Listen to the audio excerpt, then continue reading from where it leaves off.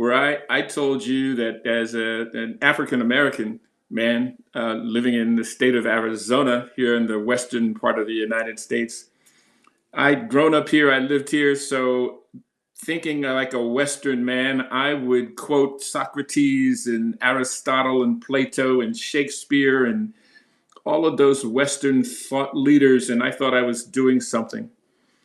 And when I met Brother Obehi, I laughed and I said, you know what I've not done? I've read Chinua Achebe.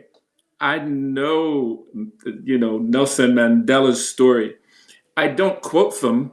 And it made me think of the one word that I knew that I should have been thinking a lot more about, because I use those quotes from the Western philosophers in my business. That's how I transfer knowledge of the wisdom from those people. And when I talked to Brother Obehi, I said, Brother Obehi, I see what you're doing with the African storytelling for the diaspora. I should be doing the same thing. Arthur Jones said that his best way of profiting from story is bringing the story of his ancestors to the awareness of the people around him, so that they know at last that he too have a story to tell. His too is coming from generations of people who have been around. We are not new. We have not the JJC, what they would call Johnny just come. No, we didn't just come. We have been around. Now, I'll leave the other story. I lost my mom last year. Similar thing happened. I think she was waiting to see me. So when I visited 2015, because people were staying in the diaspora, Sierra Leone is sweet, from wherever you are wherever you are from. Sierra Leone is sweet. And I went there. I cried because I was expecting developments, infrastructure, talking about technology, all of those things. I cried. At that time, I have not pursued a master's in design innovation management. I had just acquired my business with human resource management and business administration degree. But I had a strategic mindset, and I had a vision because I wanted to see transformation. It was backward.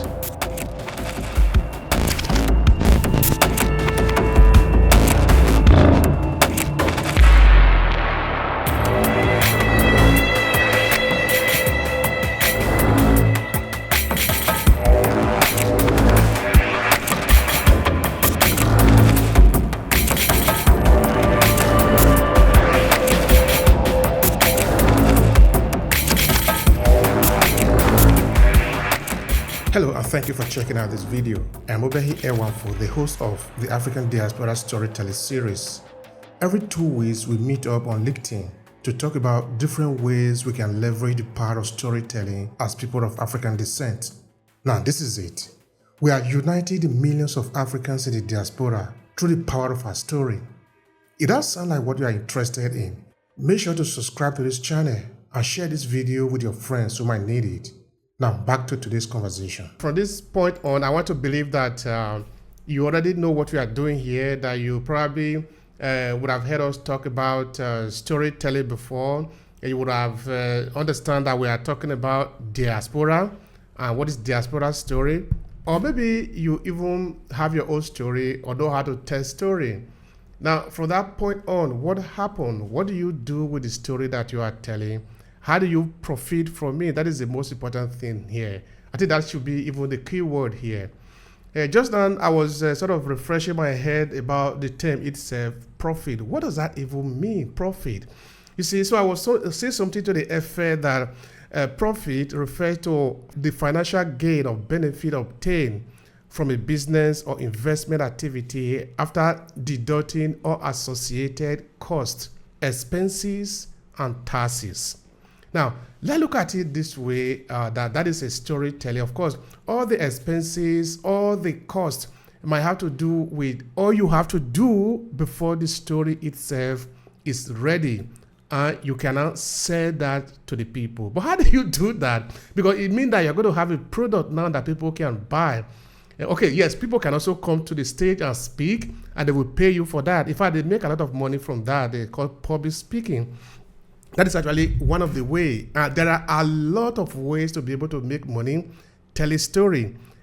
Just because we are talking about diaspora story, does it take away those opportunity? So those are some of the things that we are going to be covering today, so that people would understand that telling story is actually very important. Because if you understand how to tell story, how to lay story into what you do, you will definitely have a different match when you go around. I will start with Nakasha Betune. Could you please tell the people who you are and what is your first take on the conversation of the day? How to profit from diaspora story? Please go ahead.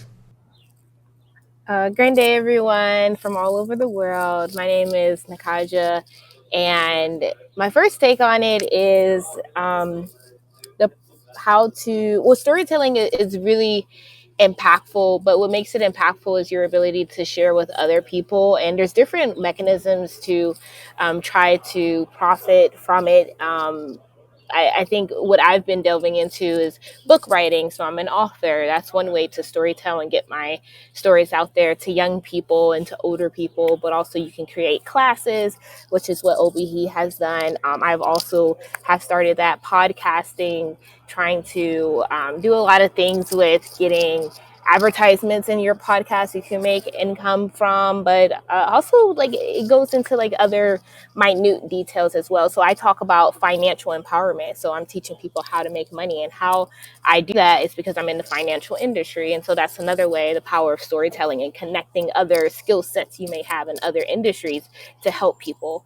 So the point of it is not to profit, but to help as many people as possible. And then the outcome is profiting, which is great. All right, thank you so much for that. In fact, we can also already see that example now that you are doing it. So yeah, that is some of your experience that we are also going to be sharing today. And of course, also that is what we are into. I'm a full-time content creator. That is what we do in A classes, where we actually collaborate with different people from the diaspora. And we love that so much. Maybe we might have time to also talk about that, because that is one of the biggest strengths that the diaspora community have, even though sometimes we don't leverage it enough. Many people want to go alone, but we discovered that that is not going to take us anywhere. If we manage to collaborate and work together, we can leverage our story so much, because people are actually leveraging it already. How are they leveraging it? They are writing books. They are standing on the way, telling the story. Those books are not free. I want to repeat that again. Those books that they are writing based on our experiences in the diaspora are not free, even though they are not part of the diaspora, which means somebody is already leveraging that, somebody is already making money out of that. So yeah, just so that somebody can understand that we are not just here to play. There are a lot of money to be made as a storyteller in the diaspora. All right, so I pass the mic to Dr. Matthias. All right, Dr. Marcia Powell. I am a Christian leadership coach and also a life coach, and I am also a writer, as you know, and also a storyteller. I find that there are three words that I put into play when I think about profiting from the diaspora stories, and that is prepare, purpose, and profit. Those three words have to come together in my mind when we are looking at diaspora stories being generated to make profit. The first thing is you have to be prepared in yourself, and you have to have that mindset to know that what you are sharing is important enough and valuable enough to help you to heal and to help others heal, and to ignite passion in others too, and to propel them from where they are to where they need to be. And so your story must have that type. You must prepare yourself, and you must understand the nature of your story, where it will best serve, and how it will generate interest and compel and a commitment in persons to use it to empower themselves. When you have done that, you will now be purposefully handling your material that belongs to you, that you own, that you understand, that you have interpreted, and that you have given your own meaning. And you will now expand that meaning to speak for persons who do not have the voice and who have a similar experience, and who know people who are experiencing what you are putting out there, and also making it purposeful enough to serve and fit and understand and answer and interrogate and apply the strategies to get help. And then that will secure profit. Once your book becomes purposeful and has meaning and has intention and has solutions, the profits actually and automatically fall into play.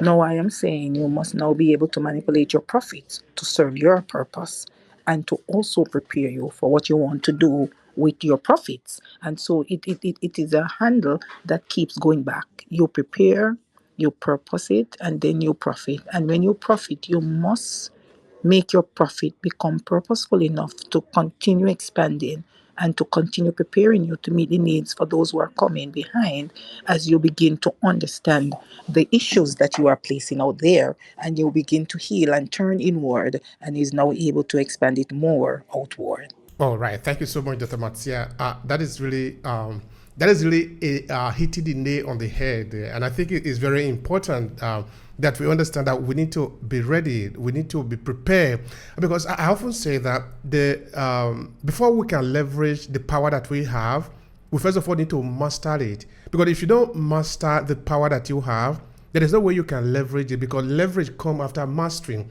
And mastery now is talking about the preparedness. How prepared are you? So a couple of days ago, I was actually talking to a client. We were talking of, okay, at the moment, she's not having a lot of what she expects to get in her business. Then I was telling, but she was telling me that she gets him a good traction. That people are beginning to call her because of her presence, because of what she's doing. Then I told her, now you are getting prepared. You are getting ready. The opportunity will come. Because when the opportunity comes and you are not ready, it will pass. In fact, you wouldn't even know that that is an opportunity. So it is very important that we prepare. So before Latuji, I want to pass the mic to Arthur John. Arthur John, please let us know your take. We are talking about how to profit from diaspora storytelling. What is your take?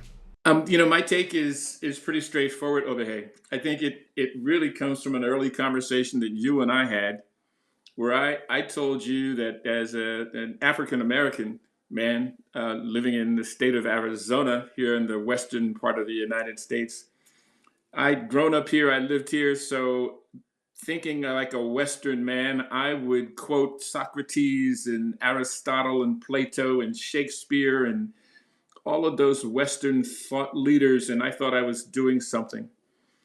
And when I met Brother Obehi, I laughed and I said, you know what I've not done? I've read Chinua Achebe. I know, Nelson Mandela's story. I don't quote them.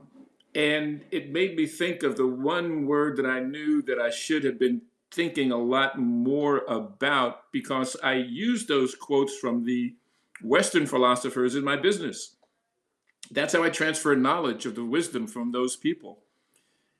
And when I talked to Brother Obehi, I said, Brother Obehi, I see what you're doing with the African storytelling for the diaspora. I should be doing the same thing. For me, the way for me to monetize storytelling, because I'm a storyteller, is to bring storytelling from my people into the forefront, to bring the wisdom of my forefathers to the people that I'm trying to help with employee engagement, with community building in businesses, with people being more emotionally intelligent. Those are the terms that we use in business, but the words that I'm now using come from the continent of Africa, from the Yoruba people. I say Ashe. Let me tell you what this means. It means I see you. I empower you. I go to the Zulu people from the northern provinces in South Africa, and I will tell my customers and my clients and the teams that I support, I said, let me tell you that I know you want employee engagement. You want your people to really not be 50% engaged, but to be 100% engaged. Well, maybe you should really understand this term Ubuntu. It's all about community. It's all about oneness and togetherness. And if you live Ubuntu, then you will get employee engagement. You'll build better, thriving teams, and the teams will help your business create more. And then I just keep going on. It's all about sawabona. It's another term. I see you. And the other response to sawabona is sikbona. When you see me, I come into existence. On a team that I'm coaching, when I impart that wisdom of those words, I'm doing two things. One, I'm satisfying something inside of me that says, as an African American man, it's Sankofa. I'm going back to get the wisdom from the continent that my people come from and sharing it with people in the world that I work with. I no longer am simply profiting from my knowledge of Shakespeare and Socrates. I'm now bringing a deeper sense of my own awareness of the power that comes from the people that I come from and helping the people that I serve in the business that I've built to appreciate that some of the oldest cultures on the planet have some of the strongest wisdom, and it's not always the wisdom from the Western world that matters most. That's how I'm monetizing storytelling, and that's how I feel I'm gifted from my brothers and sisters here in this space that Obehi has built, storytelling for the African diaspora. It's helped me manifest my own Sankofa. And through all of you, I am better. So thank you for that.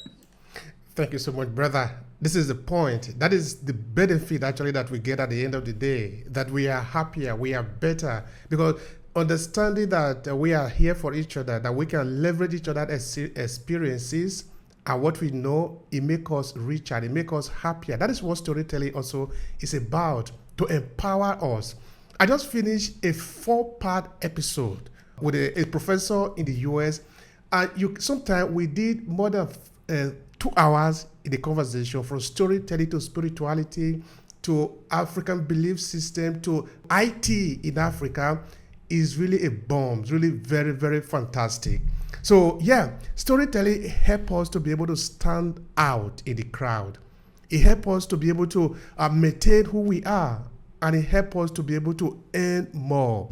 Even if you were to be doing something else, but you just put storytelling in it, it will help you to earn more.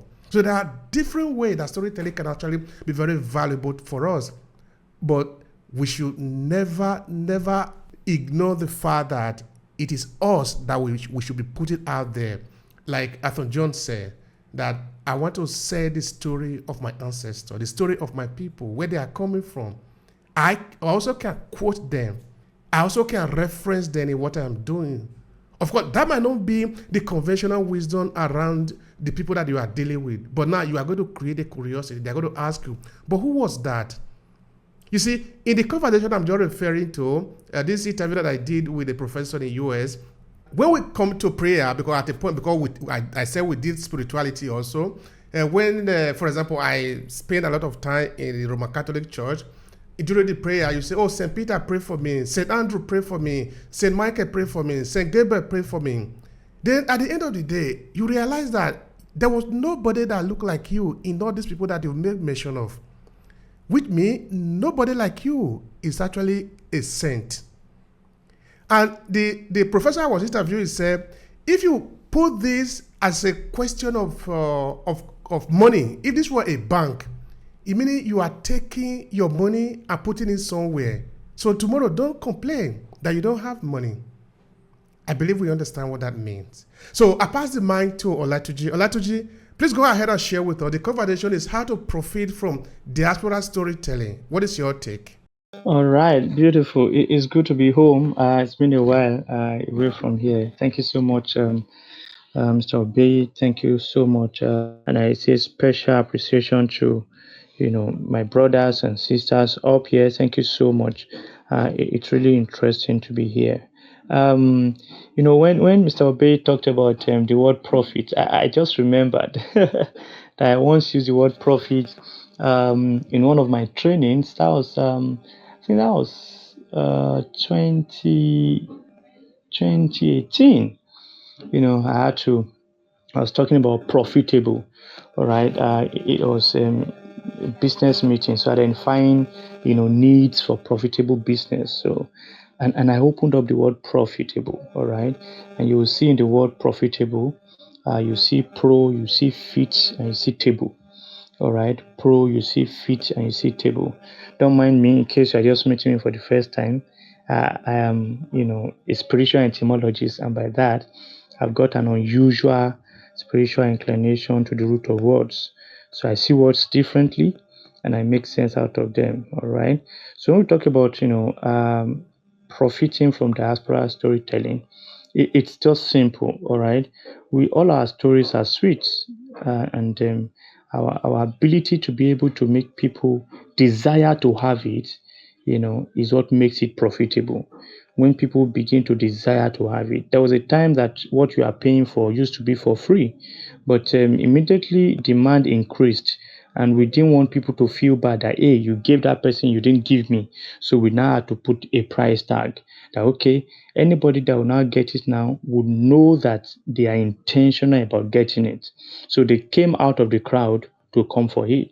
All right. You see cars from, Rolls Royce, from, Ferrari, Bugatti. They have limited editions. All right.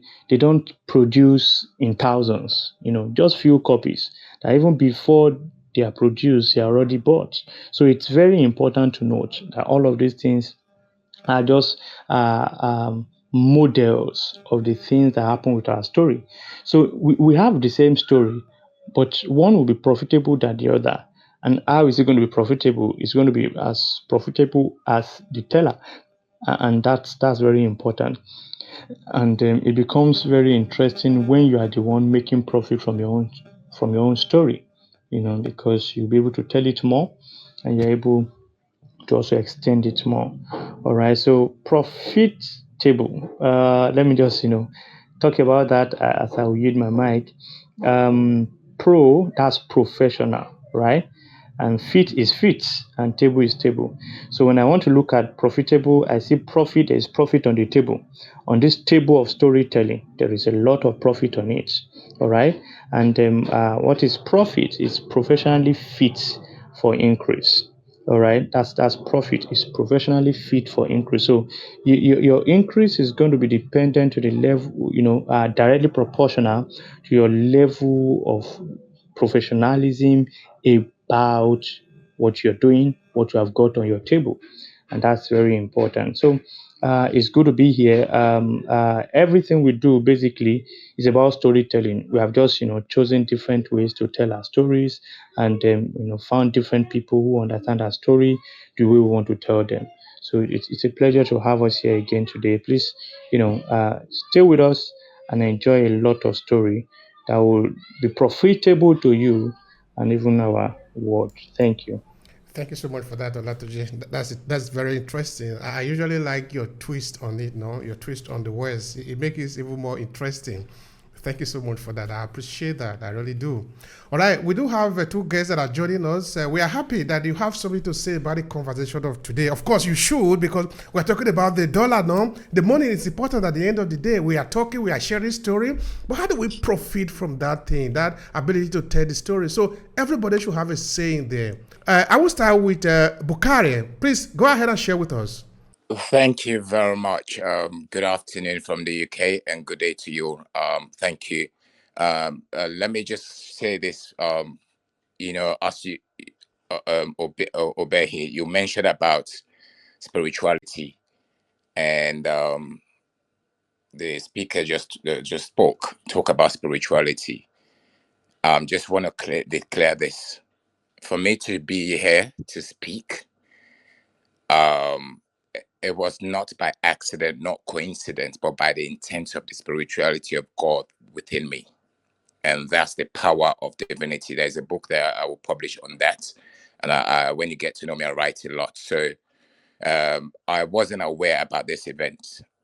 So I just finished attending an event to do with meditation wellness Wednesday, a journey on LinkedIn. And then I was looking forward to talk to you, Obehi. We were supposed to have a meeting, but because we were both busy. And then I just messaged you. I had the inspiration. I literally wanted to go on Facebook to inspire people, my followers, my my contacts. And then I had the inspiration, said, go on LinkedIn and send message to Obey. And then look at what I saw. When I messaged you, you said you're live. I called you. So this is a story that I shared with you, and it will be in my book as well, in my upcoming podcast. So with that being said, And I'm coming from a place of spiritual revelation and enlightenment, but I still have the mindset of a child. I'm still seeking. I don't know everything. However, I'm still learning.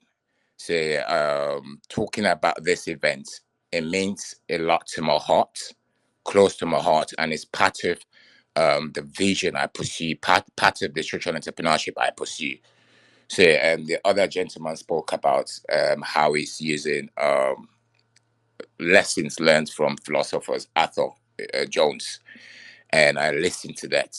I met that. So, and now my background revolves around. Let me give you guys a brief story. I was born in Sierra Leone. I normally introduce myself as I was designed, made, and nurtured in Sierra Leone, developed in the UK. So, having fled the civil war crisis in Sierra Leone, and I've been in the UK. I've experienced so many crises. As a result of that, I studied psychology, a bit of biology. I studied accounting. All of those the problems led me to go through that journey. And then I ended up studying business administration and my master's in design innovation management, and that's it. And the reason why I explain myself for you guys to have a brief knowledge about my story. I thought influenced me to speak like that. And Ola, I don't know if I pronounce your name right. Olatunji. He influenced me. So I'm sharing from a place of experience. I thought you mentioned about employee engagement, and we're talking about profits. I'm coming to say profits first. Let me. But the reason why I mentioned about my background for you guys to understand that I'm coming from a place of holistic background. So I just like Ola Junti, Ola Tunji. I see my thought process is not like the normal people in society, because I've discovered that that sense of realization within. When you have attachment to one thing outside you, you lose the opportunity to realize your greatness. So now we're talking about profits. So now, like what I've just said, so now how can I use, as an African child, how can I use my story to make profits? Then how can we as a business people or professional use stories of people within the diaspora who have paved the way for us, suffered during the slave trade? How can we use those stories to make profits? It's a good question. So I'm coming from a strategic, holistic approach. So now the word profits, yeah, if you look at the synonyms, profits, gain, benefits, proceeds, these are returns. Understanding this is great. I've been studying over for the past 10 years. I've been studying, observing business people within the African community in the diasporas. They've got great ideas, they've got qualification, they've got knowledge, but they don't have the strategic and the design thinking know-how to leverage from those resources, the stories, to make profits. And that's why we need to change the mindset. To change the mindset, one way is to change our mindset to say that what I know is limited to what's out there. So if I want to use stories within the diaspora to sell, to make profits, I need to connect more, just like Obehi, you're doing, you're creating this network, and then keep embracing learning, learning to learn how, because business is strategy. In my upcoming book, I've got different books I'm writing. So one, there's a strategy called entrepreneur life cycle. So now you start a business as an entrepreneur. The startup phase is the most difficult part to create capital. I'm assuming, for example, I've got a story. I'm going to tell a story about Obehi. Yeah, his journey from Nigeria to Italy. So now I want to make profit out of it. So now I'll ask myself, do I have internet, or I have a place to wherever I want to sell the stories, books or whatnot? I'm just giving you an example. So now that's the first pay, and that's the first phase. But the capital to realize that I don't have it, then how? Because we think about profits, So we'll miss the opportunity to realize the things that will attract that return on investments. So hence the reason why one way is to benefit, to profit from African stories is to collaborate with people with different mindsets from different multidisciplines and disciplinary areas, and also to understand the economics of business. Because that the startup phase, and then from the startup phase is the growth stage. That growth stage, then you go to the next stage, which is the maturity. Maturity now, the next stage is the exit point. For example, Amazon started with books, yeah, and then when they grow within that startup phase, then made they generated a high revenue. From that revenue, they invested into they didn't use it like most African diaspora would do, buy material things and everything, miss opportunities to realize the economic wealth or profits.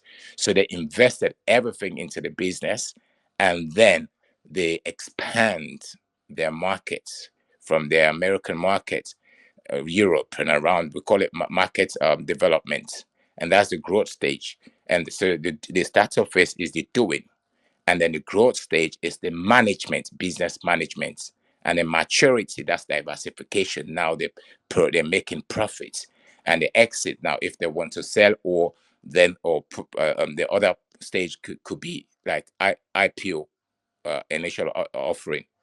So that's I just wanted for people to have that open mindset, because the profit is one thing, but to understand that business management. Now we've got this entrepreneur idea, but we need to have the business management to manage a business, because you can make profit overnight. But the question is, would you sustain that? And just to round it up, a few years ago, I was talking to I normally mentor people behind closed doors business. This is a professional within the in the UK, is a coach. So we were having conversation. She's a friend of mine, and then I said, the issue I have with not issue, I'll say the question marks I've got when it comes to African entrepreneurs in the UK. I said they have the entrepreneur mindsets to come up with an idea, but they don't have the growth mindset to say, you know what, I've got this profit I've gained, for me to either hire people with the right knowledge to mentor me or to work for me. Because you being a founder is not a qualification to be the CEO, because the CEO, you're the brain of the organization. I said that's the issue, because I conducted a study to do with African origin entrepreneurs in the UK. I'm going to publish that book. That was at the time when I was doing my master's. So anyway, I said there was a lady in Nigeria. At that time, I said I've been following her. I said she was 22 when I started following her. She started a business called Zuva. I don't know if you know about that.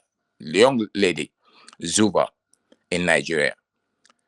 With $500, she created a platform. That Zuva is a fashion marketplace for people to work with designers. So within a couple of years, she generated about $2 million. This is actually, I'm going to check for her on YouTube. She 2 million, because she's part of the story in my book. So she made $2 million. I said, my question, the only thing is, I said, she started at the phase I was talking about, the entrepreneur's phase. I said for her to manage that level of revenue, and then she was curious to know about the story about the lady. I said, okay, let me send you the link whilst we were talking. To cut long story short, and then I saw on the internet, it's like what I just said, that was spiritual revelation, that have websites, she's been blacklisted, shut down by Google, because she could not meet the higher demands. So that was the growth stage. She could not meet the higher demands. So as a result of that, she could not keep up, because what she could have done, she could have hired CEO. She could have worked with people, because she couldn't, because there was supply chain. So that was the issues. So I just hope, I didn't even think about, as I was explaining, God was directing me to explain about this. So the profit is one thing. We need to understand the business management of things. Thank you so much for that. That is really valuable what you have delivered there, and I believe that the people that are listening to you they understand the importance of that. The business sometimes, no, actually all the time, it's always a moving part. It's very fluid. So it's not static. It's not something that just stop and ends there. And like you said, there is a life cycle that need to be understood. And of course, within the African diaspora, we know that we have this lacuna, and we have to look for a way to overcome them. Of course, we could actually take this argument to several dimensions in it. Okay, we are talking about the African diaspora. We could look at who is actually selling the food that we are eating within the diaspora community, who is supplying us the chicken that we are eating, and apart from the goat meat, even the goat meat itself is coming from some other place, which means that we need to do a good study of the economy of our community. It is important that we pay attention to that. How is it working?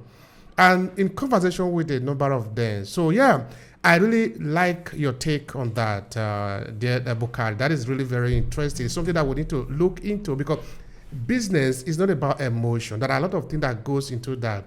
I don't know everything. I said it often. I don't know everything. And I'm always asking people, please, can you help me in on this? Can you share your idea on this? Because I don't know everything, you see. So I believe that that is how we are going to approach it because our story is a wealth that need to be tapped into. It is entirely up to us to shape it the way we want to shape it. But if we refuse to shape it, it will be a gold that is left on the dust. It is almost worthless until some other persons come and pick it up and clean it up, and the person will make money out of that.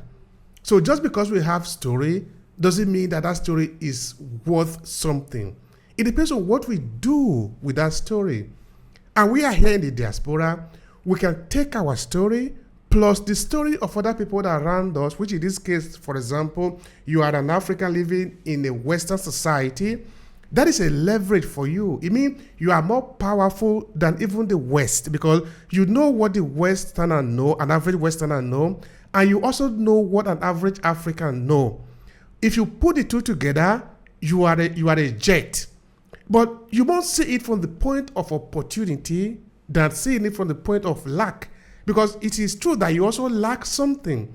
For the fact that you come from, you are coming from Sierra Leone, or you are coming from Nigeria or Ivory Coast, you are finding yourself in Italy or in France, you are lucky because that is not your home. You need to learn the language. There are a lot of things that you do not have. Then you have other people like you in wherever you are coming from. They don't lack what you are lacking because they have all their family around them. You can choose to focus on this part or on the other part. Both of them are true. It depends on what you want to do with it. All right, so at this point, I want to pass the mic to Joyce. Joyce, please share with us. The conversation is how to profit from diaspora storytelling. What is your take?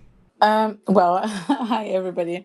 I know it's my first time. I just came in the middle, but anyway, because I think we connected a couple of hours ago, so I wanted to find out what is it.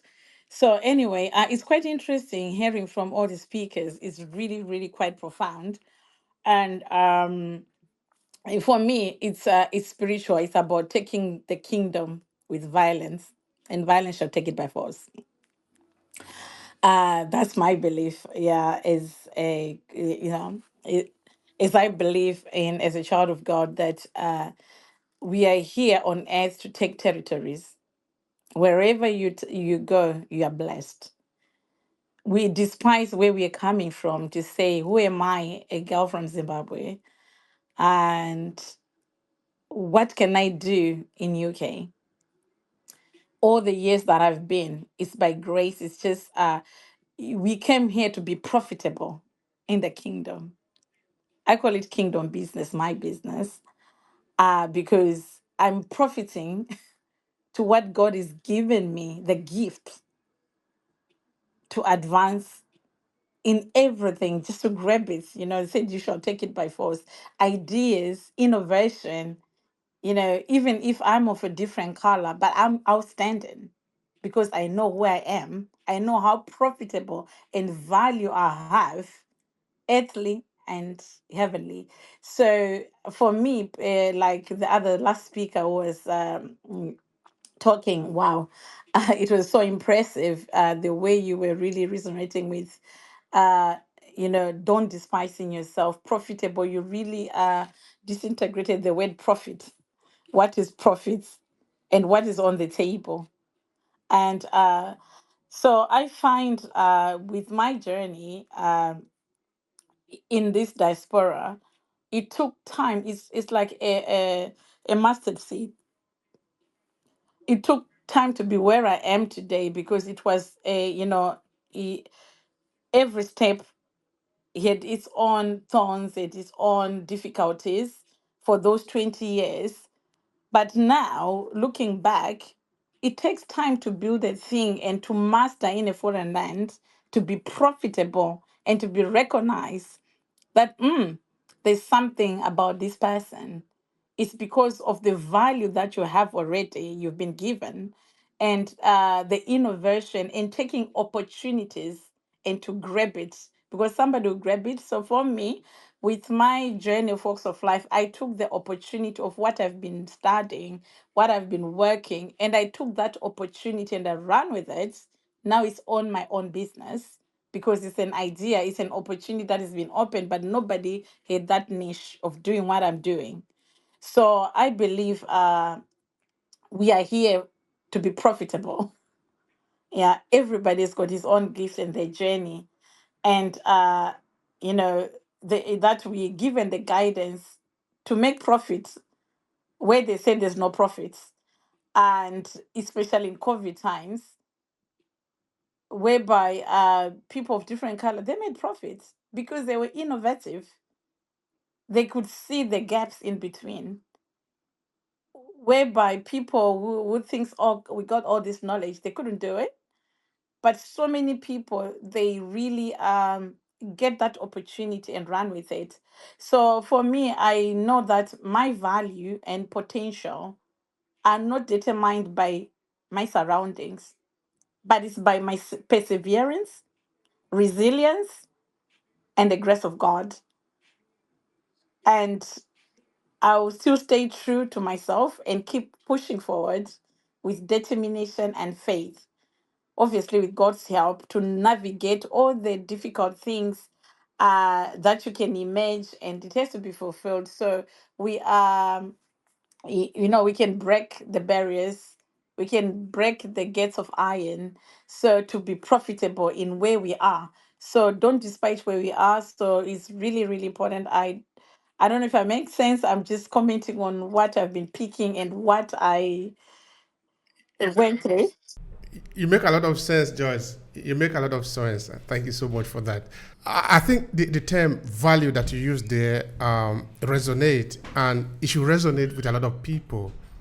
I think even the very first speaker, I think Nakasha and also Dr. Matsia did also make mention of that. You need to know your value. What are you worth? Because now we're talking about the how much. How much does it cost to do what you want to do? And how much does it cost to give it away to some other persons? Because when you tell story, it is not only for you. You are also using it to help other people. Arthur Jones said that his best way of profiting from story is bringing the story of his ancestors to the awareness of the people around him, so that they know at last that he too have a story to tell. His too is coming from generations of people who have been around. We are not new. We have not the JJC, what they would call Johnny just come. No, we didn't just come. We have been around. But what do we do with that? You have the knowledge. So what do you do with that? It's a well of resources, but what do you do with that? The water is there. If everybody is on the stream, you cannot sell the water to the person that is on the stream because it doesn't make much sense. So it's about the organization. And how do we organize the resources that we have in front of us? The story of somebody who miraculously is alive, but something else was about to take his or her life. But now she's or he is alive to tell the story today. You see, that story can be worth millions, but it can also be worth €1. It depends on how do you tell that story, where do you tell it, to whom, how do you lace emotion into that, how do you manage to make sure that the person you are telling the story to, that story can resonate with them, that they can say, really, how, you can stir up the emotion in them. Anyway, now I'm going to pass the mic to Nakasha again. Nakasha, I have a curiosity, and this is it. There are probably some people that are just getting notice of what we are talking about here, that they can actually profit from the diaspora storytelling. But where are they going to start from? What do you recommend? Maybe you can use your own experience. Yeah, for me, I started with my own story. Essentially, I had similar to I don't remember, I don't know the name he was talking, but he said he was from Sierra Leone, but he's living in a Western culture. I am also West African. I have some indigeneity with me, but I've always been socialized in America. I understood racism in my African history at a young age because I went to a school that taught about African history. We had to learn about African inventors and all the different countries in Africa and all the rebellions that happened, all these different things at like 9 years old, right? For like 3 years, because middle school is like 3 years. And when I went to Western institutions, like the Air Force Academy and things like that, that's when I really got to be exposed to what racism was, what does racial capitalism mean in our society. And I started to understand that African people cannot be successful in a capitalist system because it's rooted on slavery. It's rooted on the consumption of our own people that look like us, essentially. So the only way to go around that is the concept of Ubuntu that someone talked about earlier. So I decided to develop a business in 2019 that was centered around Ubuntu, which is like cooperative economics and trainings and teachings that teach on social and wealth empowerment. And that was my primary focus of finding out that there's a problem in my community. How can I resolve it with the information that I have gathered? And that was the start of it. And then it just grows from there. I started to have access to different types of materials and information that helped me be able to figure out how to fund my business, right? So you have grants. I wanted to be able to get the information out to people in a more succinct way. So I decided to write a book. I am in the space of teaching young people. I work with preschoolers all the way up to high schoolers. So I started to write children's books as well, because there's no limit in capacity as to what we can do. And then I'm also in the financial services industry. So I also can tell you about different ways to compound your money. How do you make money quickly, right? Is it through, are you just going to keep your money in the bank? Are you going to go into stock investing, or are you going to learn about index policies, essentially? And so I train on that. So there's multiple different avenues that I went through, and it's just kind of like following my journey that God has led me through, to be honest, to help my community as much as possible. But the emphasis I have is on helping my community, and the money will always come where your passion is. Thank you so much for that. The money will always come where your passion is. And where there is a passion, the energy will always come too, so that things can always move around. I love that. That is very good. And I also like the fact that we are putting community at the center here. And not only that we're also putting collaboration at the center here. You see, in the diaspora, we are hundreds of millions of people. That is not a small number. That is a huge force. That is a huge opportunity. Now, let me share something with you. Why, maybe, for example, some of you will know that in A-Classes Media, we are essentially about collaboration. Whether it is of what we are offering to the people or in just strategizing, we are essentially about collaboration. How this idea came is that in my research, which led to this 5-part book series and what we are doing today, I understood this, that in the community where a lot of people are complaining all the time, there are also a lot of quality, valuable information among the people. Of course, everybody do not have it the same way, but there are some people who are really, really qualified. But there was a problem. And this same problem is a larger one in the African diaspora community. And this same problem is also huge in Africa, which is collaboration. I think if we take it away from there into other, I'm not saying other community now to make it appear as if other people are always better than us, but to also look at nature, look at our body, how we function as entity. Just look at yourself. You have the eyes, you have the nose, you have the teeth, you have the hair, you have your hands, you have your legs. If you take each of these parts of your body, you see each of them are separate. The way they respond are not the same. So that you can even say that these are different elements of the machine that you call the human being. But this is how it functions. Each of them must collaborate. What do I mean? If there is something coming from your back, your hands cannot know something is coming from your back because your hands were not designed to see. It is your eyes that can see that thing far away from you. When the information comes through the eyes, it is passed through the brain. Now that is a reaction. It is no longer the eyes that is taking action. Maybe it is your hands. What does that mean? That all of us are better than any one of us any day. If we can make it, it depends on all of us, not on any single one of us. The good example also to this is that, you see, a person do not build a bridge. I say this quite often, but a people build bridges. A people can build any type of bridge. If you go to China, you see the type of terrifying bridges that they are building. They say, but how did they do this? Because people are putting their strength, their idea, their vision, they are putting it together and they are putting their money behind it. So in the diaspora too, we do have our story, but the way it can really have strength, it can really be powerful, it can really be substantial, is if we put our strength behind it, if we collaborate, if we work together, knowing that you are just the eyes. You are not supposed to both do the function of the eyes and the function of the legs.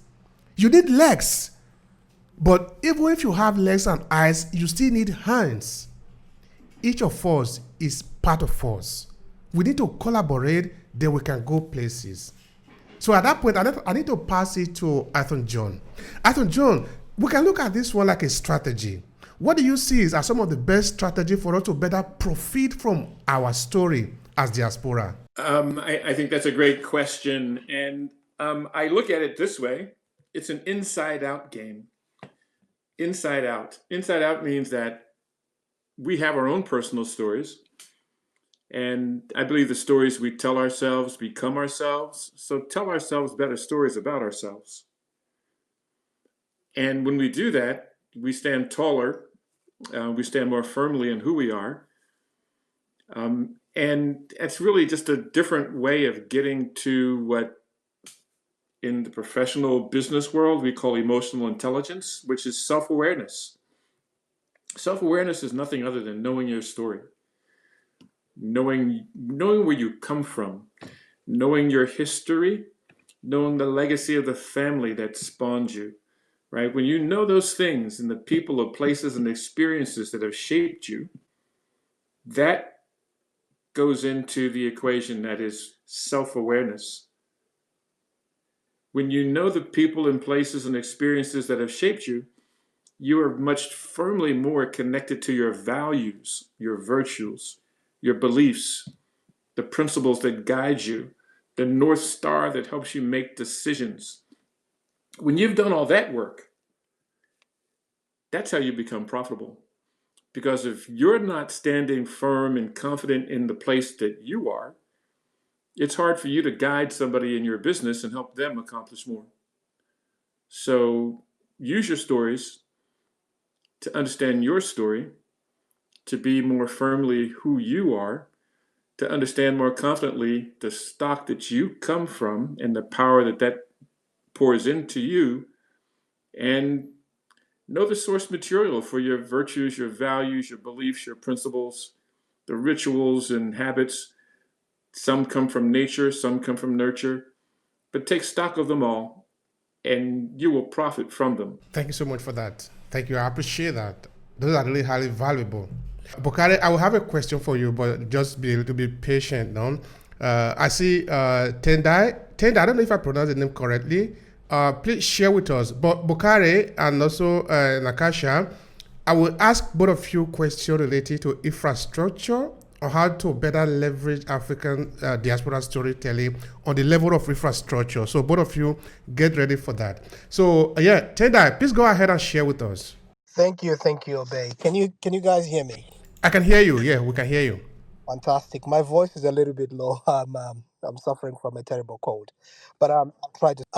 Thank you so much. I think for creating this space. The conversations that we're having here are conversations that not you don't find them a lot, and the reason for this is because you've actually all of you nailed it by saying that communing or having a community as African people is one thing that's lacking for us to be able to tell our stories in a robust kind of manner. Now, I feel like Africa is a treasure trove of stories, and most of these stories have not yet been told, and that's the richness of Africa. Now, because we've got all this technology, we're able to tell our story, but still, there's that missing link, which is the community. And having spoken, I mean, on various platforms, I've realized that it's very, very difficult for us to have people from different countries coming together, especially from Africa, to sort of have a discussion around this. Our history is so rich that the likes of Chinua Achebe, I think Alatunji, you've mentioned that. Sorry for pronouncing your name wrong. You've mentioned that these stories have been told in books, and if you go to our films, not a lot have been done about those stories. And if you look at these millennials, they are not so much into books. They like to watch movies. They like to watch short films. They want to watch shorts on YouTube. Those stories needs to be created onto those platforms for them to be heard by so many people across the world. So I'd like to think that maybe if we continue having a conversation like this, it'll become something that is big, and people will start understanding the importance of sharing our stories. Now, you've also mentioned profitability. Now, that's another thing. I think we shy away from making money when we're telling these stories. We can tell these stories for free, but how can we monetize on the stories that we share with the people or kinfolk? It's so difficult for anyone who doesn't really have the knowledge on how they can profit on telling a story to be able to start doing that if they haven't got the knowledge to know exactly how to do it. So I would like to think that maybe next time, whenever we're doing this kind of conversations or having these kinds of conversations, we might also need to be looking into it to say, okay, today's just going to be training day.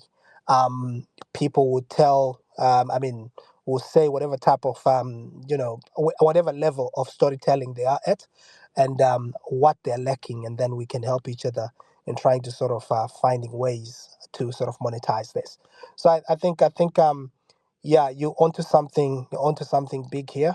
And I'll definitely be attending most of these sessions because I've learned quite a lot in a short space of time. I've only started myself as well writing. If you check my profile, elevation news and stuff like that, telling the stories about Africa, and mostly focusing on success stories, our women and stuff like that. There's one story that is quite critical, that is key, which I would like to follow, and I would like most of you guys maybe to follow as well. There's that woman which I always refer to, the invisible woman of Africa, and that's the lady who is sitting on street corners. Every other African country has got that woman. That woman is a commonality in every African landscape. The lady who sells vegetables, she's been selling vegetables since you've known to go to the market. She's been there 20, 30, 40 years, depending on your age. That woman is still there. She's still on that corner. What's happening? Now, those are the stories that we need to be telling. What is it that is making us so stagnant to be in that spot, doing the same thing for 47 years and earning almost the same amount of money? Maybe it can be at $20 or $10 on a daily basis. What is it that we are doing as Africa to sort of be in a position to say, hey, I think, Mom, you can do it better this way? We can tell stories about those people. They can profit from our stories. We can also profit from the stories. So yeah, that's just my contribution. And like I said, I will be joining you on very much. I mean, on very much every single. In fact, you touched some other area that could actually expand the conversation, but for the sake of time, I will probably not go there today. You are touching on development. That could really be very interesting a conversation to even take. Because when we place that side by side with technology, then we could actually enter into technology. What type of technology should actually work in Africa? They are very important conversations. Maybe you need to be a guest on our podcast so that we can have time to expand on those issues. All right, now let me pass to Bukari. Bukari, you hear what Olatuji was talking about in terms of technology. Now there is this a platform that somebody shared with me yesterday. That was actually the person I was interviewing. The platform is called Hosted in Africa. I think it's done by a Nigerian in UK. He was in UK or still in UK, something like that, where they are actually looking for a way to make sure that Africans should be able to sell, have a platform that can sell. Of course, right now we know that both PayPal and Amazon, I think it does have some space in Nigeria. I don't know how much of that, because I've asked a lot of people to buy my book on Amazon. They usually have a complaint of the payment processing thing and something like that. And I know for sure that PayPal do not work in Nigeria. And of course, all these are what the new generation of content creator need in Nigeria. That we have over 200 million people, and a company like PayPal haven't thought it is important to resolve whatever it is that is the problem. I'm not trying to deny the fact that there are some bad elements about Nigeria who might be doing something wrong, no? But you are a business. That is why you need to find a solution with the Nigerian government, of course. But let's leave that aside. In case we don't have this company willing to support us for us to be able to grow in our business, talking of the digital economy, the creative economy, what can we do? How should we build the infrastructure that is based on our interests, that can service our need? We want to be able to take the information that we have to maybe the woman in the village across borders in Africa. Is that even a possibility? What should we do? How should we go about it? What are your recommendations, Bukari? Thank you very much. I was gonna say let Ngozi go first, but now you called me. That's because I don't mind. But the question you ask is a very critical one, and then obviously it needs attention from us, the current generation. So a lot of people don't know me. So all the issues we talk about, as I said, over 10 years behind closed doors, I've been doing writing, working with different types of people.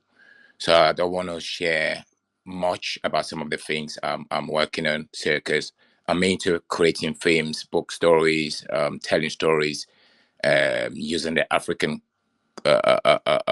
culture, and also I do fashion designing. So my designs is an inspiration from Africa and in the western part of the world. So talking about technologies and all of these things. So the point I'm trying to say, I'm doing something behind closed doors. I'm doing many different things, but I would share a brief idea, because my master's revolves around the things we're talking about, innovation and technology. So I don't want to share much, but I'll share a brief. So again, to go back, I would just want to acknowledge the gentleman that just spoke, Tendai, very profound, and also Olatunji. You're all, even in Gozia, you're all impactful, very thoughtful. I can see the potential that we have. You see, when you look at the room here, we know that much, right? I'm getting goosebumps. Yeah, we don't have much, but just like the gentleman said, Tendai, I said, this room like this, you very rarely see outside where you can get knowledge. So I want to say that I would share for any business person here. I was having two different thoughts.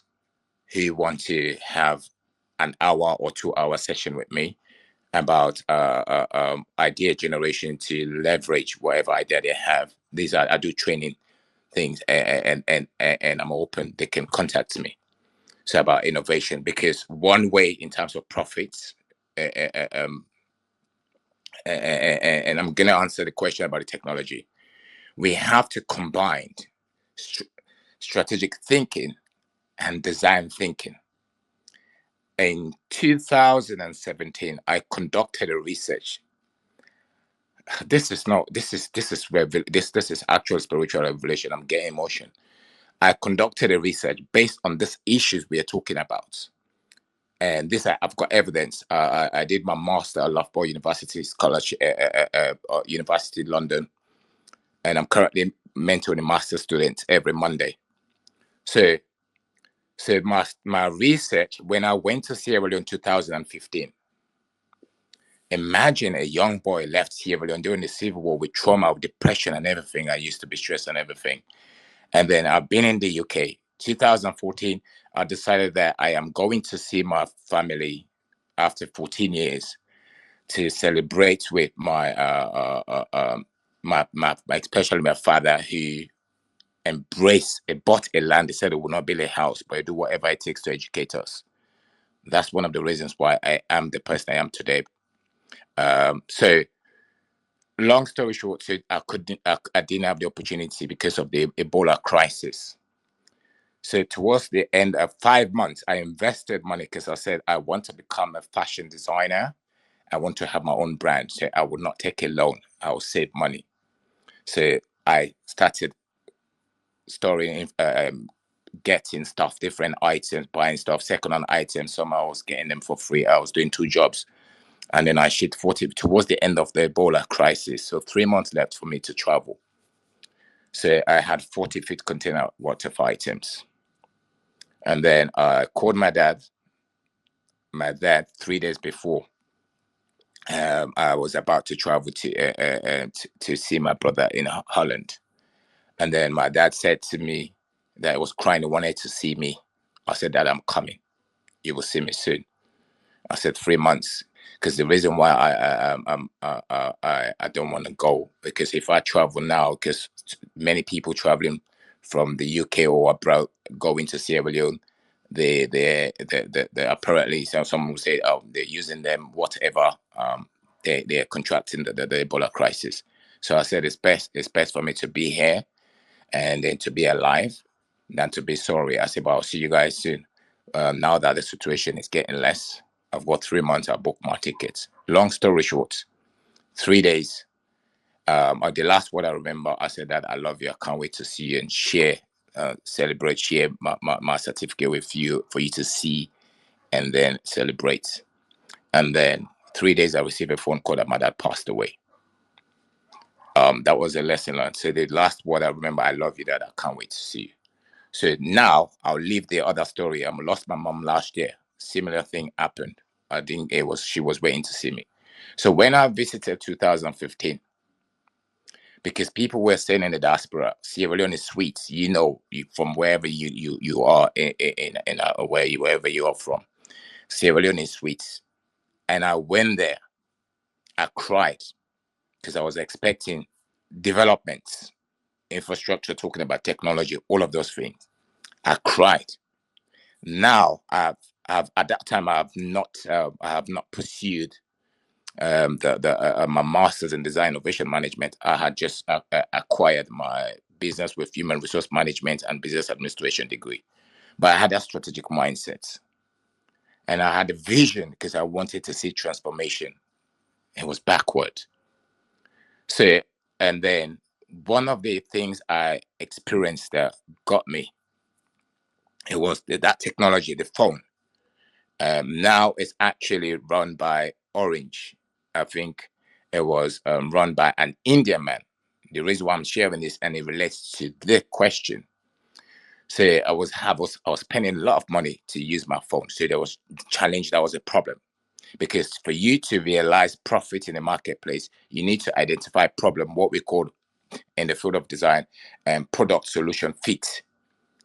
And I'll end up with that. And then after that, you find product market fit. That's when you test, you use prototype.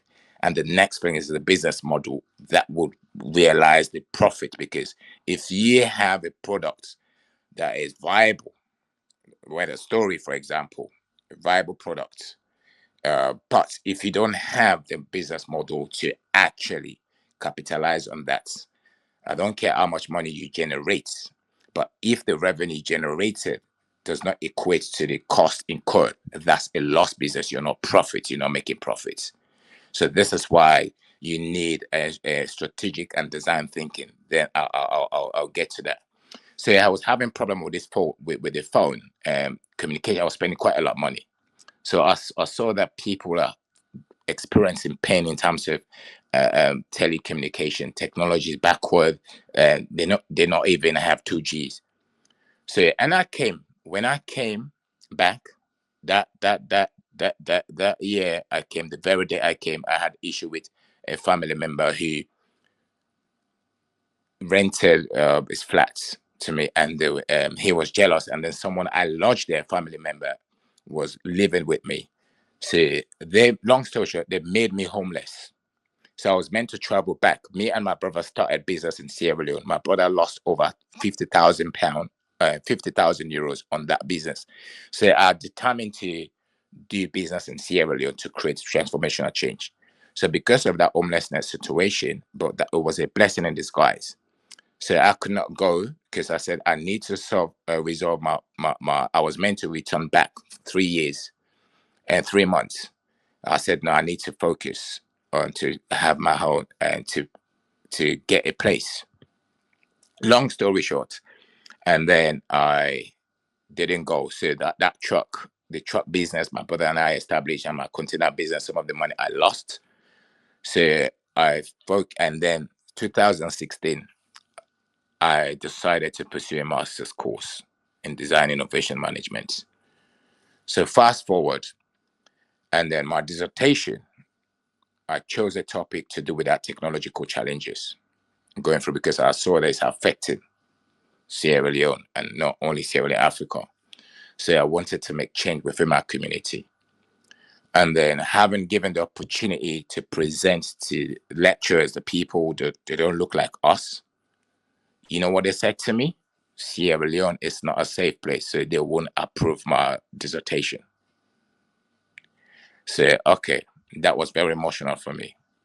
And I said that I would not give up my dream. So I want to be part of the solution, because the infrastructure, it's a serious crisis in Sierra Leone and other places in Africa. So fast forward, and then one of my lecturers advised me, said, you are into fashion, you're fashion. Why do you do your master's, your dissertation based on that? I said, no, fashion is a different thing that I want to do something different for my community. So long story short, and that's where the blessing in disguise came on, and the thoughts came. So to study African origin entrepreneurs in the UK. So I wanted to understand how African origin entrepreneurs in the diaspora, they're using they pursuing entrepreneurship, and how they're making profits, what sort of strategies they have to sense, understand, and benefit from the opportunities they have and profits. That's what that means. So I discovered that majority of them, they lack design thinking. They don't know about the other side of the business world. If you look at Apple, If you look at Netflix, Amazon, BMW, Volkswagen, all the top businesses, because I study business, so that's what I did, and they incorporate this. So you cannot succeed in business in this day and age, fast digital world that we have, if you have that fixed traditional business mindset that I was taught initially. So, in other words, you have to combine design thinking. Design thinking was introduced during the 70s when government officials were finding it very difficult to deal with complex problems. And that's where the traditional, some of the traditional designers, they now moved onto what we call business management, that the design thinking. So the design thinking is a practical solutions that I use as part of my workshops and help other people. So in other words, to deal with the challenges that you talk about, technological challenges in Africa, in Sierra Leone, or Africa as a whole, we have to combine a strategic and combine design thinking and strategy. So it's strategy comes, a lot of people don't understand the essence of strategy. That gentleman earlier on, Arthur, talked about it. And then Ola Tunji mentioned about the self-awareness. That's where I have. So there's a strategy we called the inside-out approach. Yeah, and the inside out approach in the 80s, if I'm correct, Michael Porter suggested that for business to survive in the market, in an industry, they have to look no, outside. The inside out approach, that's the resource based view. So the resource based view, it says that because for a business to survive in the marketplace or in an industry, they have to have a strategic resources and the capability. Otherwise, the business would fail. That's the inside out approach that you're looking in. You assess yourself. For me, the self awareness as an individual person, I use it because I coach and help people with mental health issues and business.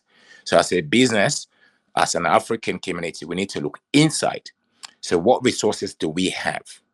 So, we have the natural resources. But guess what? Just like what Ola Tunji mentioned, we have the natural resources, but we don't have the mindsets to leverage from it. The Chinese, they use the cuttings, and then they ship it to them. And for example, iron ore from Sierra Leone, and then they send it back to us. It's because we don't have the mindsets. In a nutshell, we need to change our mindset, start looking inside, and from the outside in, study the markets. That's market porter. Study the markets, and then you drive your decision. Your design strategy is driven by the outside markets. In a nutshell, you need to combine. So you've got two school of thoughts in strategy: inside out approach and outside in approach. Inside outside approach. Thank you so much, dear Bokari. These are really been valuable. I appreciate you. I really do. Thank you so much. All right, as we are moving towards the end of it, because we have spent a good amount of time here, I would want Nakatia, please, what is your take on the infrastructure? Because we need it to be able to profit from our story.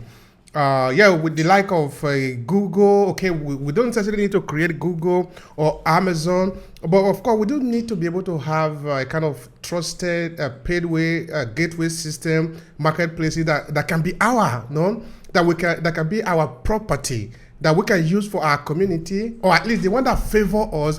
Okay, thank you. It's an interesting question. I was able to, similar to Bakari, when first traveling to Ghana and Egypt, I realized that it was technologically behind. I've even been to India, and the interesting thing about India, if anyone has ever been, is they have a huge wealth gap. Like we, of course, in every nation there's a wealth gap, but in India it's starkly high, and you can observe it just by looking at the town. And so you have the multi-billionaires that will be living in these grandiose, huge, like enormous buildings that's bigger than the buildings in New York, and then right across the street you'll see the slums.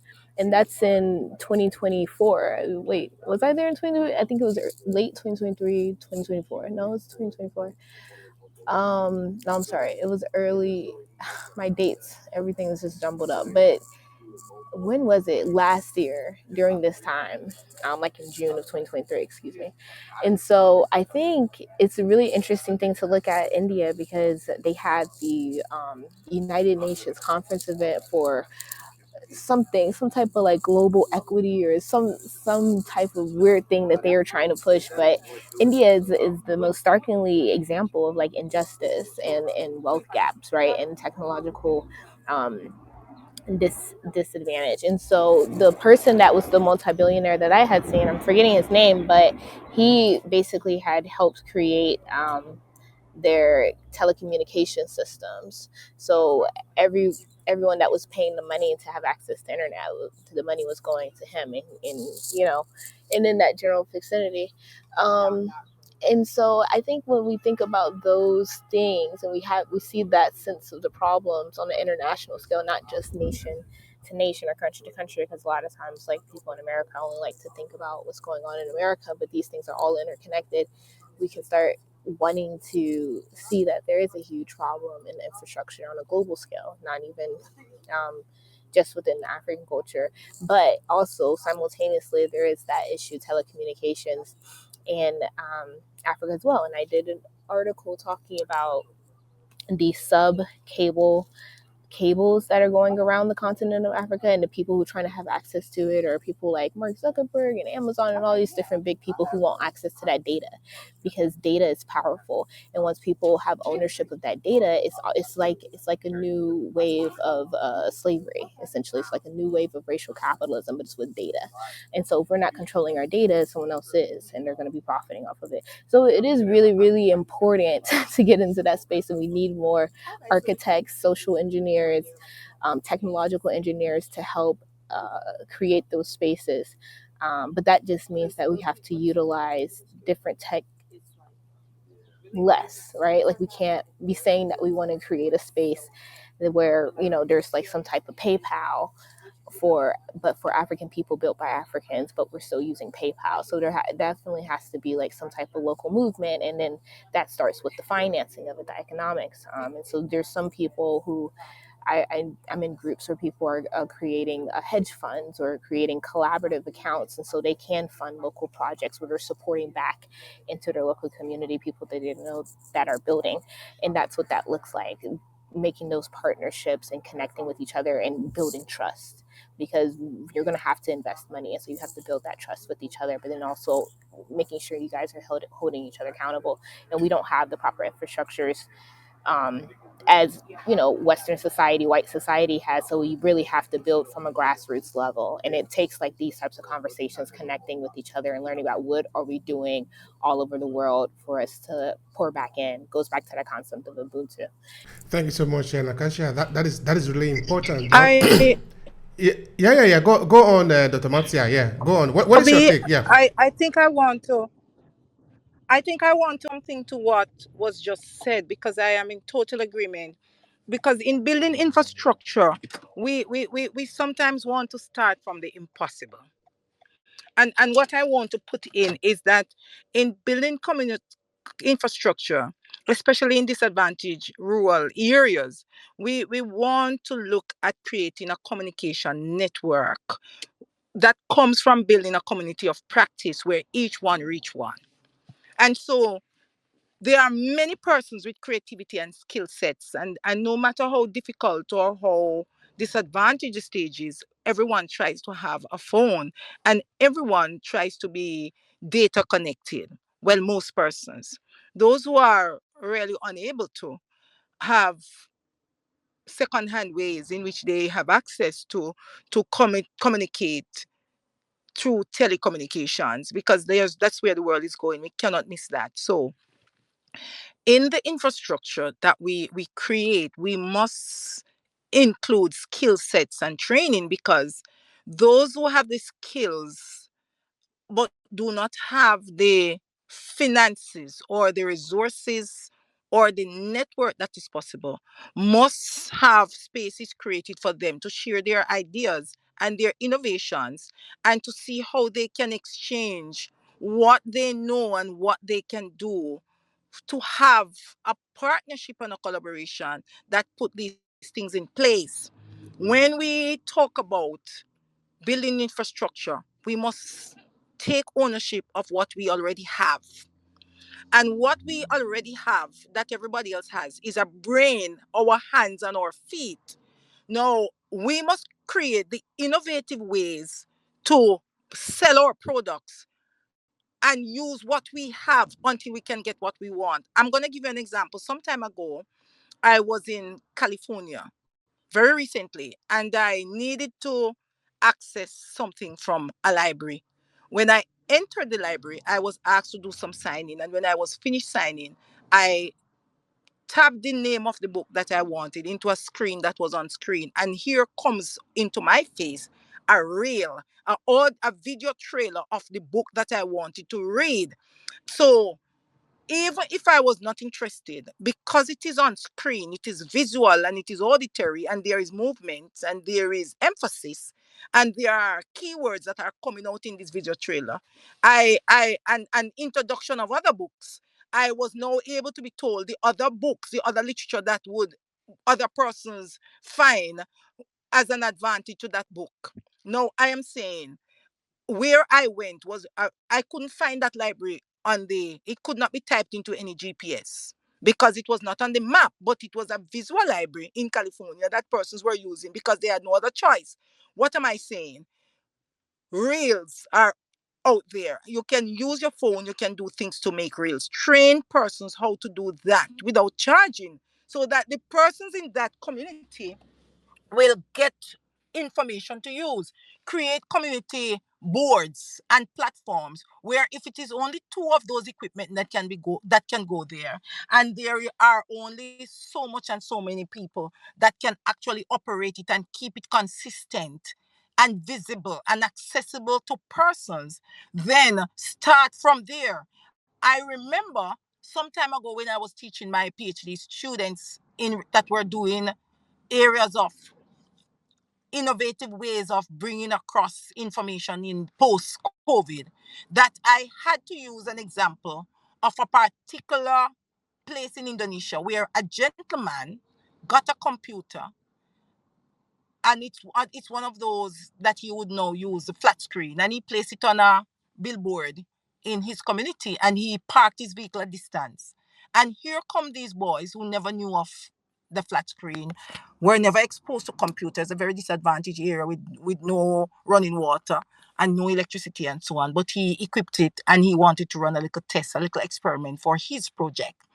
And those boys, one boy went there and tentatively figured it, and I'm gonna be as short as I can until he turned it on. And in turning it on, he got a little surprise and he did a few little things. He touched the buttons and he found that things can work. And he left there and he called two more boys. And by the time they were finished, they were able to watch a movie. They were able to type messages. They were able to join a chat in less than half an hour. And these boys were not familiar with that. It was just a project that he was trying. That project, he filmed it, and he got persons to feel the need and got the urge and saw the reason and the purpose and the intent and the reality of placing those things for these children to be able to use to do research and so on. So the investors were really ready to impact because they saw the speed at which these disadvantaged children were able to use their brains and so on and can navigate information.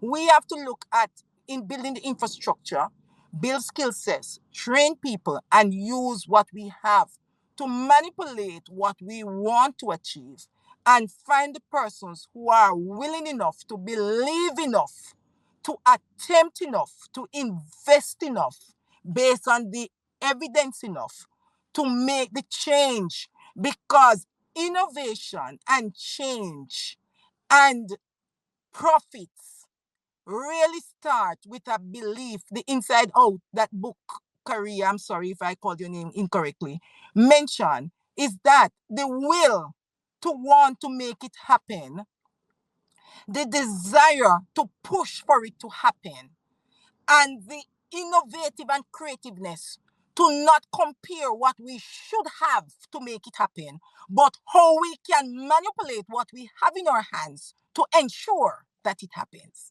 That is the heartbeat of in any infrastructure building, any infrastructure creation, and any infrastructure maintenance. Thank you so much, Dr. Matia. That is really to the point. I really appreciate it. That is highly valuable, and that is what the message that we are trying to communicate here. And what I want to take away from there is that the solution can actually be found, and it can be found among us. It cannot be found in just an individual.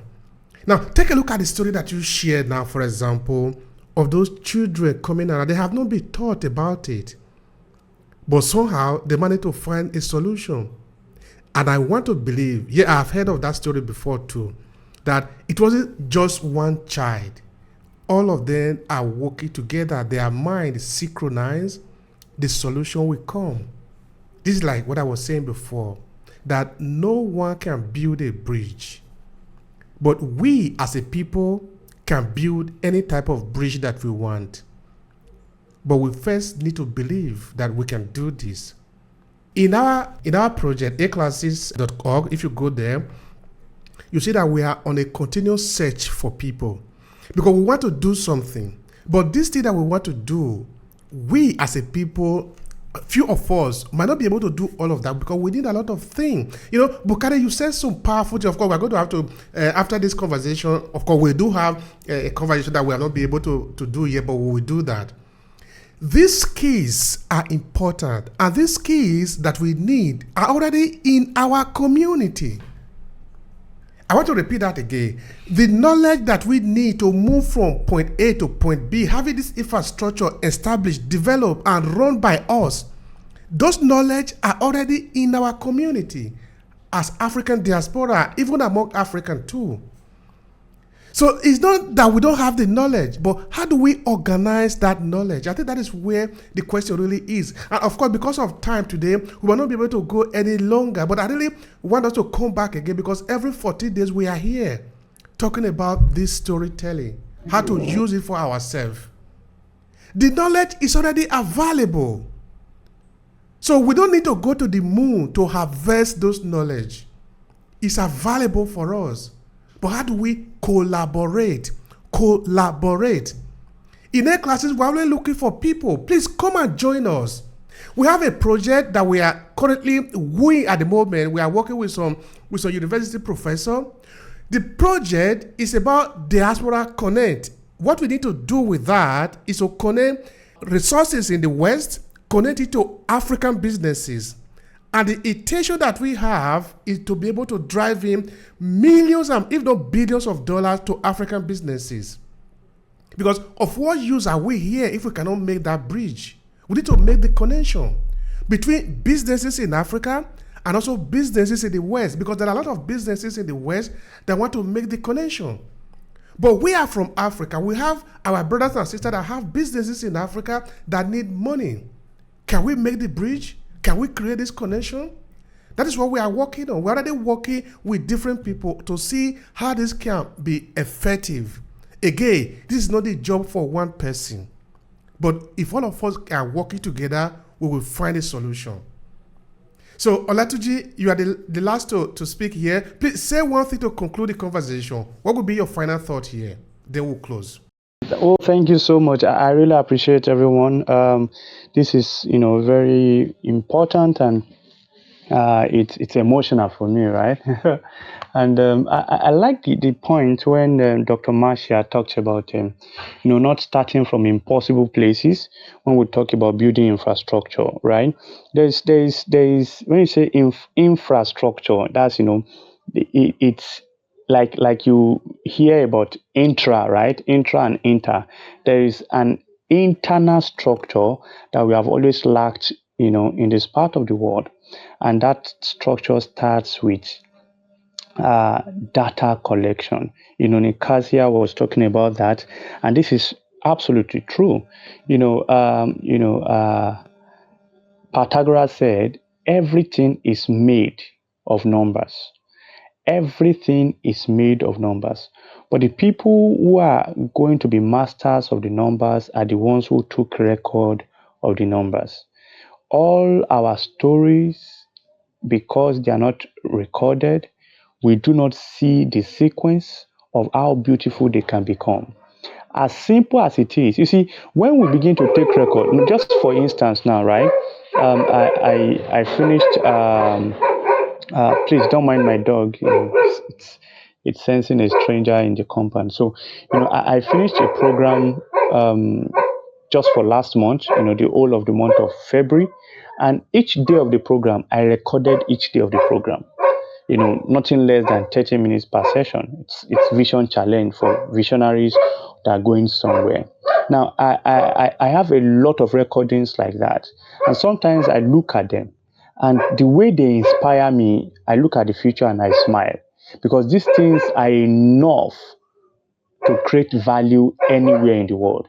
But if I had not captured this moment, no matter how powerful I felt at each of those times, I'm unable to repeat this impact. And this is something about mastery. Mastery today, I made a definition off my hand for the student in the self-awareness class of emotional intelligence today, that it's your ability to create a near perfect result without going through the religious process of that result. So we are in a very fast-paced world that we need to get a lot of things done. But these things will not be possible and will not be attractive and sellable to the world if they do not come from a level of mastery that is globally acceptable. And where does this happen from? It happens from the simple attitude of taking record. Simple attitude of taking record. Jesus Christ was given birth to, and he was taken to, a friend of mine will make that joke that if it were to be in Africa, maybe we'll not have the Bible. All right? Because we have all of these stories, a lot of stories that we have been told were not in any books. Just one old man somewhere telling us something. And if that man dies, some people that value knowledge so much say, hey, this man has gone with so much of this, and that's how we lose it. Every day an old person dies in Africa, we lose virtues.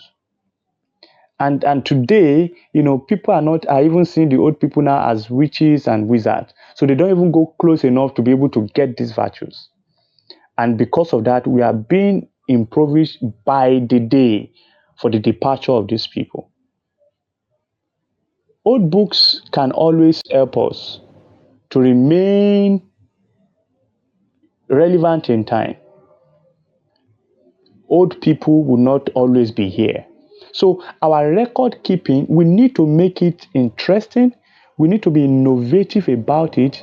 We need to create that atmosphere where it becomes very natural for us to be able to capture. You see, you cannot but take action in the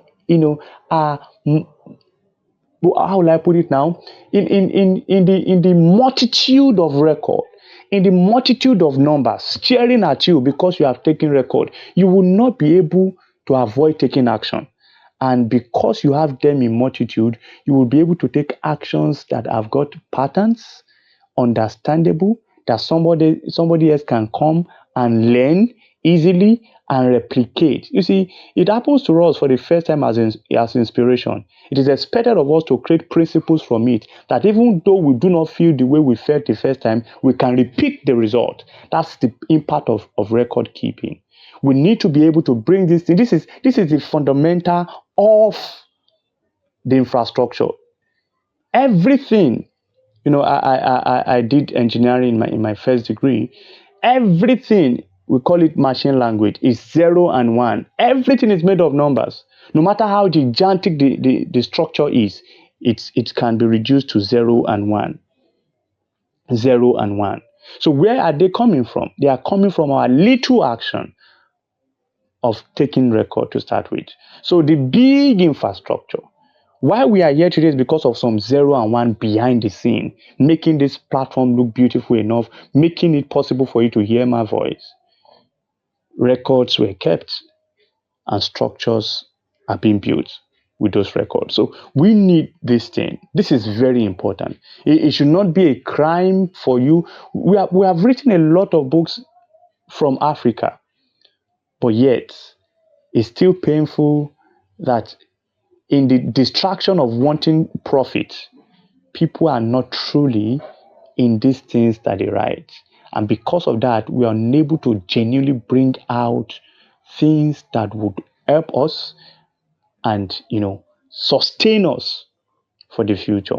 So we need to go back to that origin that we may remain original. Record keeping in every way possible, innovatively, we need to encourage this as the root and the foundation for any kind of infrastructure we want to build, if truly we want to sustain it. Everything is made of numbers. If Pythagoras said it, till now it's still true. Everywhere in the world, if you can't find the numbers, you can't change the numbers. Thank you. Thank you so much, Olatuji. Thank you so much for that. I appreciate you. Yeah, we need to take that message home. Everything is made of number. So which part of the number are we, and how are we able to collate that number so that it can work? Because we talk of the big data. The big data is made up of the small data. It's made up of the 1 and 0 that Olatoji is talking about. It'll be really lovely as usual. It'll be full of value. And I'm really indebted to all of you that I've shared here. Thank you so much for your time, for your sharing, for your value.